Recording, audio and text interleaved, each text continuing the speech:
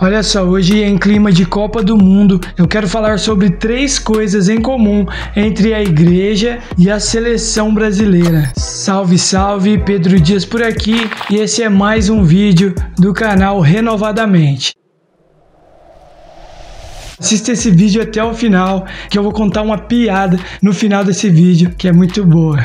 A primeira coisa em comum entre a seleção brasileira e a igreja é que ambas têm um adversário. Isso mesmo, assim como no futebol, a seleção brasileira tem um adversário, a igreja também tem os seus adversários, porém com uma diferença. Enquanto na seleção brasileira, no futebol, os adversários são outros times, são pessoas, a igreja não tem seres humanos como adversários. Mas então quem são os adversários da igreja? Para te responder eu vou ler um texto bíblico. Olha só o que diz em Efésios 6. Diz assim: finalmente fortaleçam-se no Senhor e no seu forte poder, vistam toda a armadura de Deus para poderem ficar firmes contra as ciladas do diabo, pois a nossa luta não é contra seres humanos, mas contra os poderes e autoridades, contra os dominadores deste mundo de trevas e contra as forças espirituais do mal nas regiões celestiais. Isso mesmo, a luta da igreja não é contra a igreja vizinha, não é contra a igreja que tem outro nome. Nós não estamos em um campeonato onde uma igreja sairá campeã, ou melhor, onde uma denominação sairá campeã, porque igreja mesmo só existe uma, que é a igreja de Cristo. O campo onde a igreja atua não é um gramado num campo de futebol. O campo onde a igreja atua é nas regiões celestiais, como está escrito na Bíblia. E a gente precisa entender que o mundo espiritual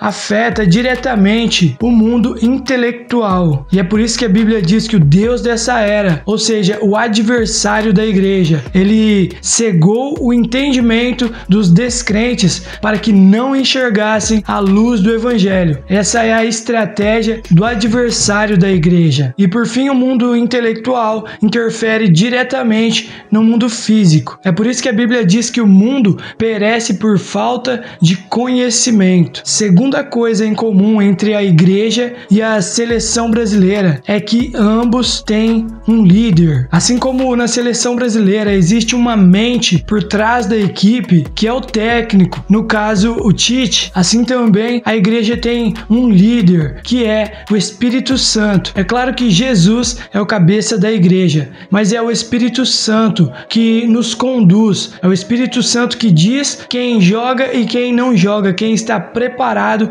e quem não está. É o Espírito Santo que escala cada um com as suas funções. Cara, presta atenção nisso. Os jogadores, eles colocam todas as suas habilidades, todas as suas forças e toda a sua vontade à disposição do treinador, ou seja, eles se submetem a ele. E com a igreja não é diferente. A igreja de Cristo na terra é liderada pelo Espírito Santo, e todos aqueles que jogam no time de Jesus precisam submeter totalmente suas vontades à vontade dele. A igreja de Cristo sem a liderança do Espírito Santo seria como um time sem um treinador, onde cada um faz o que quer e joga para si mesmo. E é o Espírito Santo que nos ensina a jogar em equipe. Terceira coisa em comum entre a igreja e a seleção brasileira é que tanto a igreja como a seleção brasileira são formados por pessoas diferentes. É isso mesmo, tanto a igreja quanto um time de futebol são formados por pessoas diferentes, com temperamentos diferentes,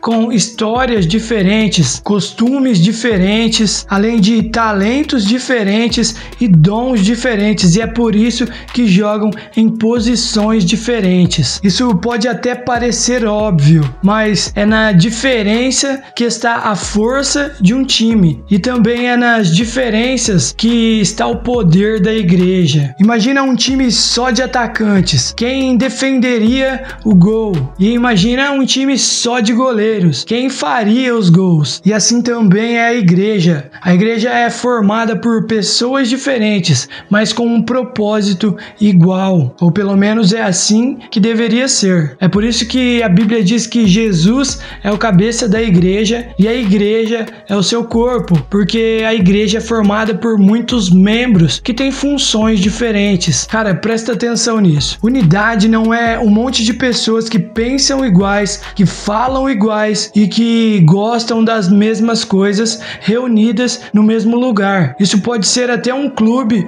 ou uma torcida organizada. Unidade é um monte de pessoas que pensam diferentes, que falam diferente e que gostam de coisas diferentes, reunidas no mesmo lugar por um mesmo propósito. Anota isso, unidade não é uniformidade. Deus nos fez diferentes de propósito e é na união dos diferentes que coisas novas nascem, não é na união dos iguais. Então, sabendo que nós somos diferentes, nós não precisamos ficar nos comparando com os outros e nem achando que os outros estão errados e a gente que está certo, ou que uns são mais importantes do que os outros. Todos estamos no mesmo time. E agora um detalhe importante só para terminar, é que a seleção brasileira entra em campo sem saber se vai vencer ou não. A seleção não sabe se sairá campeã dessa Copa. E aí que tá a grande diferença entre a seleção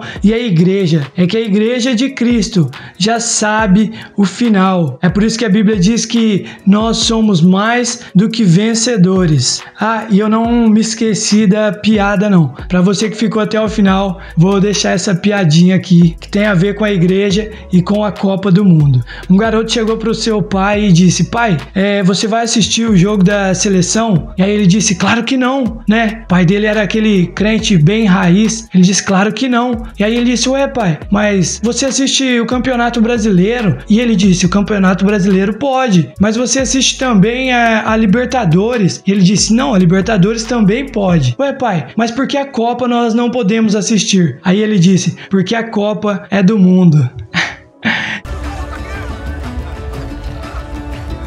E a gente fica por aqui, beleza? É nóis e até o próximo. E aí, ó... Fechou?